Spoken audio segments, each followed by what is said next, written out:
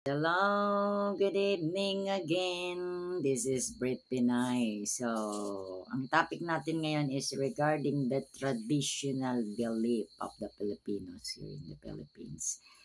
It's just that hindi pa ako makamove on dahil dun sa earthquake this morning. So, sa aking paningin, a little bit shaky pa din. It's because of the earthquake this morning na nangyari here in Visayas and Mindanao. So, yeah, but anyway, let's just continue of what I am ano ba ngayon ang gagawin natin, what would be the best. Yeah, as I was saying, let me continue on my topic for today. Yeah, na shock lang ako guys regarding that earthquake this morning kasi medyo malakas din kasi parang 4 magnitude 4 din dito sa Cagayan de Oro. But anyway, keep safe everyone, Luzon, Visayas, Mindanao. So, ngayon, ang ating topic is regarding the traditional belief of the Filipinos here in the Philippines. Yan.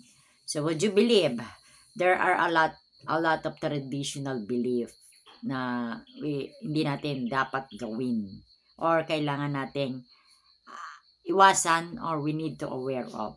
The first, and there is a meaning of it. Yan palang ibig ko sabihin niya. The first is the spider. They said, when you saw a spider in the house, don't kill it.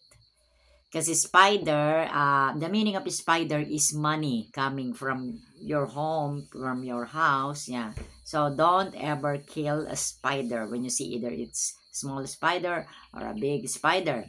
And then the second one is the grasshopper. If you see a grasshopper inside your house or outside your house, don't kill them as well because that is bad luck. So when you saw a grasshopper, that means good luck is coming, prosperity, money, and everything. So ito yung mga traditional belief ng mga Pilipino.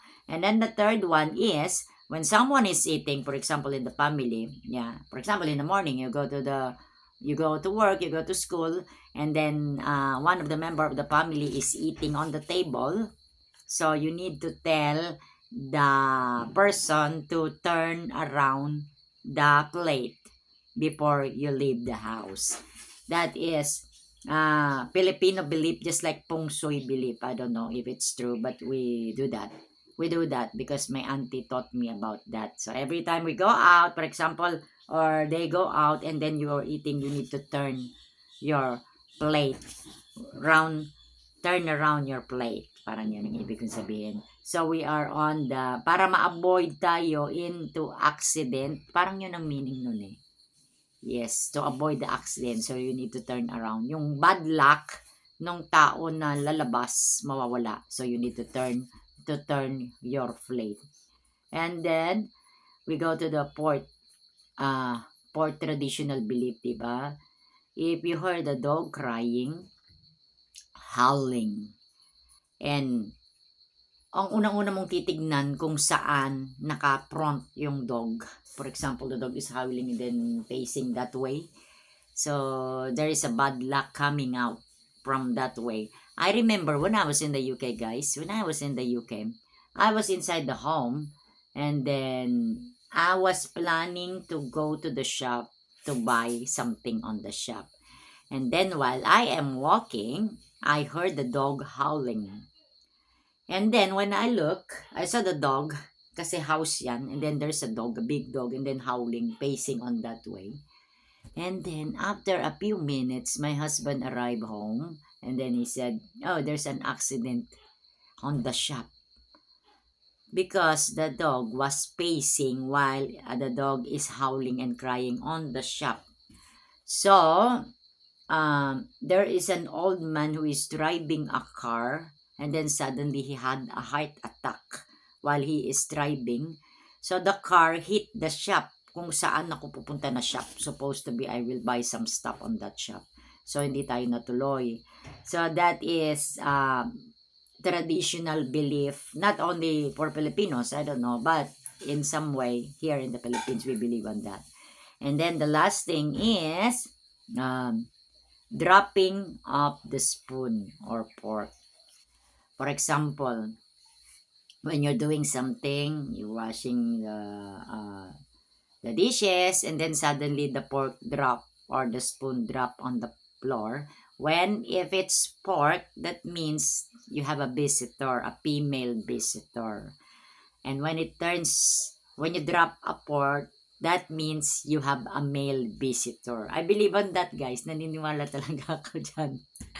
And then there's another one. There's another traditional belief then in dreams. For example, you're sleeping and then you have a dream and then you dream about the dogs. When you dream about the dogs, that means merong quarrel or argument na dadating. Either it's from the family or your partner or whatever, your friends. So there is coming quarrel or argument. Diba? And then the next is when you dream about a poop. For example, you dream about the poop, right? Then when you wake up, syempre may isip mo, ay, nanaginip ako ng tae. You dream about the poop. When you dream about the poop, that means that is money 100%.